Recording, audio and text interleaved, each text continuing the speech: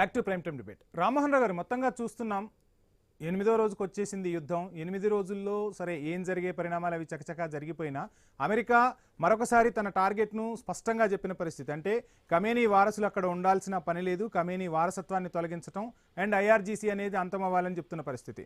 ఇప్పుడున్న పరిస్థితుల్లో ఈ రెండు అసలు సాధ్యమయ్యే పనేనా? అక్కడ ఒక పప్పెట్ ప్రభుత్వాన్ని అమెరికా తీసుకురాగలుగుతుందా? సో ఎలా చూస్తున్నారు ఈ అంశాన్ని, ఏం చెప్పదలుచుకున్నారు? వంశీ, మీకు అట్లాగే మిత్రుడు శేష్ గారికి అట్లాగే పరమేశ్వర్ గారికి ఐన్యూస్ ప్రేక్షకులు నమస్కారం. 2 నిమిషాలు మాట్లాడు. అనుభవానికి వస్తే తత్వం బోధపడుతుంది ఎప్పుడైనా.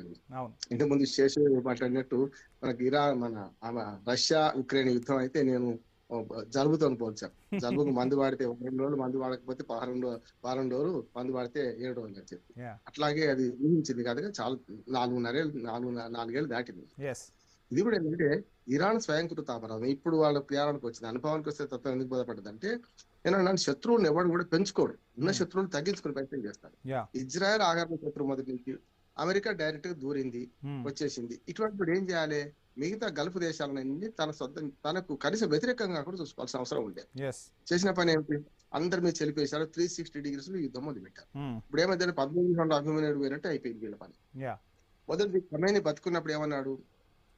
వీళ్ళిద్దరిని, అమెరికాను ఇజ్రాయెల్ యుద్ధం మొదలుపోయి నీళ్ళు పెట్టారు, నేను ముగిస్తా అన్నాడు. అవును, ముగించుడు. ఆయన చనిపోయి ముగించుడు. ఆయన చనిపోయి ఆయన జీవితాన్ని ముగింపు వచ్చింది కదా. అంతే కదా. అంటే అనుభవానికి వస్తే తప్ప ఎందుకు బాధపడుతుంది అంటే, ఇవాళ ఈ స్టేట్మెంట్ అక్కడ ఉంది. మీరు మొదలు పెట్టారు, మీరే ముగించాలంటున్నాడు ఇప్పుడు ఉన్నోడే. అంటే చూడండి ఎంత తేడా, ఎంత యూటర్న్. మీరు మొదలు పెట్టారు, నేను ముగిస్తా అన్నాడు. చచ్చిపోతే మీరు మొదలు పెట్టారు, మీరే ముగించాలని దగ్గరకొచ్చారు.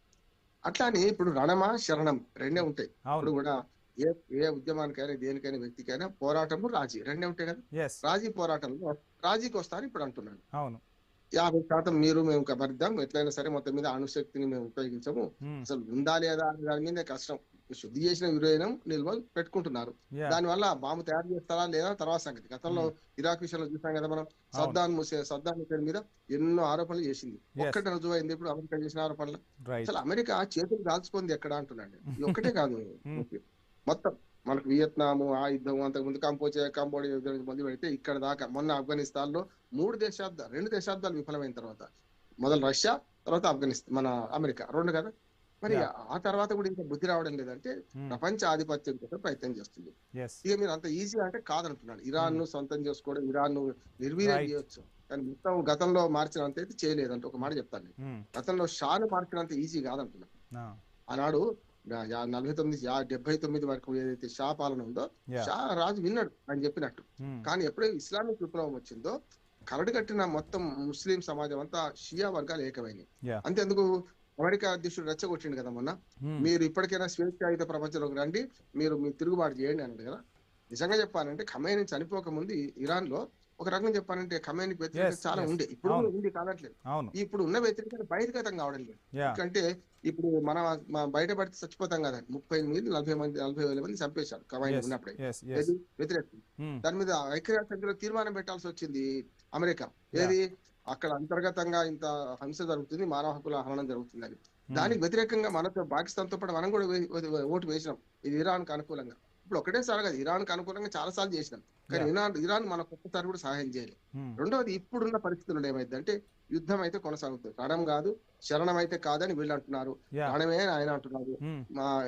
ఇంకా ట్రంప్ మాటల్లో ఒకసారి ఏమైందంటే ఎదుటి వాడు అనని మాట కూడా తానే అని దాన్ని మైండ్ గేమ్ ఆడుతుంది.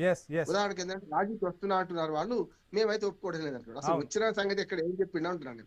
వాళ్ళు రాజీకి వస్తా అన్నది ఎక్కడా కదా అంటే అనని మాట అనేస్తాడు అట్లా. అందుకనే ఎక్కడైనా సరే ట్రంప్ వ్యూహం ట్రంప్కున్నది. అమెరికాలో ట్రంప్ వ్యూహానికి వ్యతిరేకంగా మాట్లాడుతున్నారు, కానీ సెనెట్ ఆమోదించింది కదా. అమెరికా అధ్యక్షుడు చేసిన పని కరెక్ట్, సెనెట్ అయితే దాని మద్దతు ఇచ్చింది కదా. అది గొప్ప విజయం కాదండి. ప్రజలు వ్యతిరేకిస్తున్నారు. 2500 చోట్ల చాలా ప్రదర్శనలు జరిగినాయి ఆయన విధానాలకు వ్యతిరేకంగా. ఇప్పుడు ట్రంప్ ముందున్న సమస్య ఏంటంటే అమెరికేబుల్ సెటిల్మెంట్ చేసుకోవడమా, యుద్ధం కొనసాగించడమా. కొనసాగిస్తే చాలా విధ్వంసం జరుగుతాయి.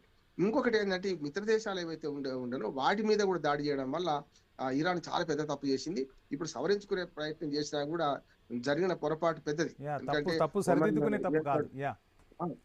ఎయిర్పోర్ట్ మీద దాడి చేయడం కానీ, బుర్జ్ ఖలీఫా మీద దాడి చేయడం కానీ, ఇవన్నీ పౌర ఆవాసాల మీదకి వచ్చినట్టే కదా.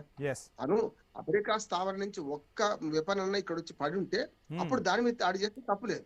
కానీ ఒక్క వెపన్ కాకుండా అమెరికా స్థావరాలు ఉన్నాయి కనుక సైనిక స్థావరాలు ఉన్నాయి కనుక అని ఎటు పడితే అటు చేస్తామంటే ఏమైందంటే ఇప్పుడు ఇరాన్ చిక్కులో పడ్డది మొత్తం అంతా వస్తుంది. ఇంకొక మాట ఏంటంటే నేను చెప్పిన వాడు అక్కడ పాలకుడు కావాలనే దానిలో ఏదైతే రెండో కొడుకైన ముస్తఫా ఖమేనీని ఒప్పుకునే పరిస్థితి లేదు. ఇంకొన్ని మానసితే ఒప్పుకుంటా అంటున్నారు. అది జరిగే పని కాదంటున్నాడు. ఎందుకంటే ఖమేనీ వారసత్వాన్ని నిర్ణయించే క్రమంలో గత 36 ఏళ్ళు, అంతకుముందు 10 ఏళ్ళు, మొత్తం 47 ఏళ్ళ చూస్తే రాజకీయం చూస్తే ఖమేనీ చనిపోయిన అంత మాత్రాన అక్కడ పరిపాలన ఆగలేదు.